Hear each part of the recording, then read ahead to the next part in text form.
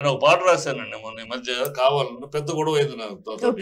నేను వీళ్ళు రాస్తున్నారు కదా ఈ దేవుడి మీద వాడు డిఎస్ పాట ఏదో చేశాడు కదా, పెద్ద కాంట్రవర్సీ. నాకు కోపం వచ్చి నేను రాస్తాను, ఉప్పర్సే అల్లాహి నీచేసే లైలా హై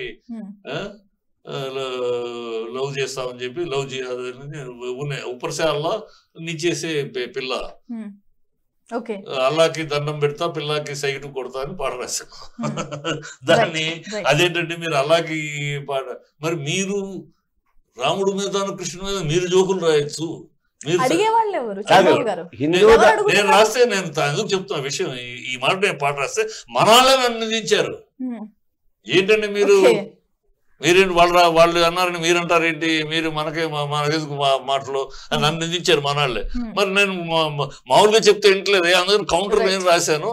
ఉప్పర్సే అల్లాహి నీచేసే పిల్ల నీకు అని చెప్పి రాశాను, పిల్లకి అల్లాకి లింక్ పెట్టి రాశాను. అది అన్నాను కాదు, వేరే ఏ దేంట్లో తిని ఎలా తిని హిందూ ధర్మాన్నే తీస్తున్నారు తప్ప రెండో దాన్ని ముట్టుకోరు. ఏంటంటే ముట్టుకుంటే కనుక అది పీకలు దిగిపోవడం ఏంటి గొడవలు అయిపోతాయి. రాస్తా బంద్, బస్సులు బంద్, అన్ని బందే ఉంటారు. ఎప్పుడైనా అంతే. తక్కువ జనాభా ఉన్న వాళ్ళు ఒకటిగా ఐకమత్యంతో ఉంటారు. అది వాస్తవం. ఎక్కడ సమాజం, దేశం, ప్రపంచం ఎవరితో కూడా ఎక్కువ జనాభా ఉండటం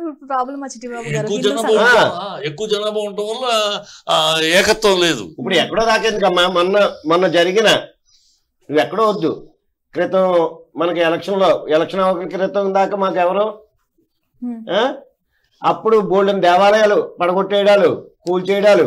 అలాగే ఎందుకు రోడ్డు మీద ఎక్కడైనా సరే ఇంకో గుడి ఉంటే కనుక కూల్చడం, అదే హిందూ దేవాలయం ఉంటే కనుక రోడ్డు వైండింగ్ లో పోతుందని చెప్పి కూల్చేస్తారు.